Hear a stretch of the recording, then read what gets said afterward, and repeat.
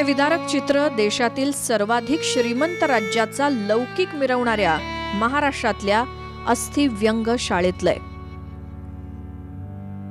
मुलांच्या ताटात भाजीच्या नावानं पाणीच जास्त आहे. दुर्बीण लावून जरी पाहिलं तरी इथल्या भाजीत डाळ सापडणं जवळपास शक्य नाही. एक प्रचंड भुकेली दिव्यांग मुलगी तर ताटात अन्न नसतानाही हातानं चाच पडून बघतेय. किमान भाजी किंवा अन्नाचा एक तरी कण हाती लागावा या आशेनं बिचारी स्वतःची खोटी समजूत घालतीये. दम लागेस्तोवर विकासाची भाषणं झोडणाऱ्या नेत्यांना अजून या अवस्थेबद्दल कदाचित माहिती नसावं.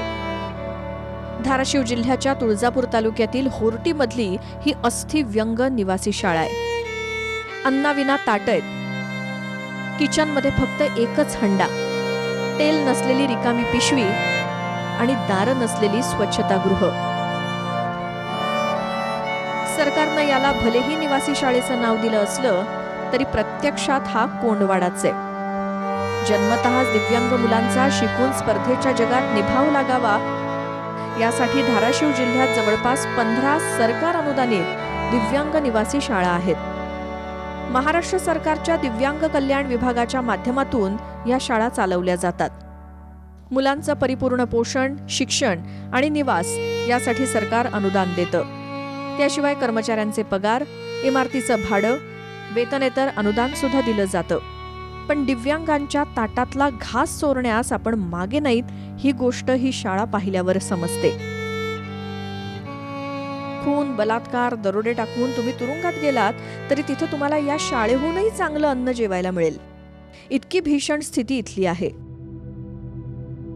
खायला सकस अन्न सोडा, जे आहे ते देखील पुरेसं नाही. अंघोळीची सोय नाही. स्वच्छतेला कलंक लागेल अशी स्वच्छतागृह इथे आहेत. गडचिरोलीतील आश्रमशाळेत सर्पदंशामुळे 3 मुलींचा मृत्यू झाल्यानंतर खळबळ माजून आश्रमशाळांचा प्रश्न ऐरणीवर आलाय. यंत्रणा याच मुलांना आपल्या देशाचं भविष्य म्हणते, पण त्यांच्या ताटात 2 घासही नीट टाकू शकत नाही.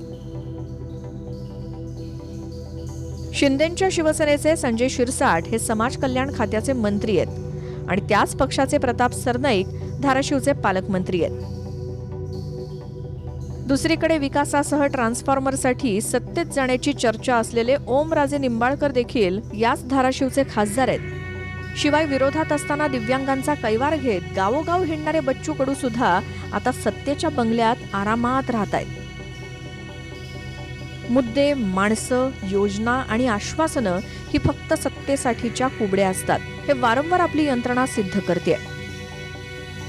बच्चू भाऊंनी या पोरांच्या रिकाम्या ताटांमध्ये बघून आपण कुणासाठी सत्तेत गेलोय हा प्रश्न स्वतःला विचारायला हवा. श्रीराम क्षीरसागर, TV9 मराठी, धाराशिव.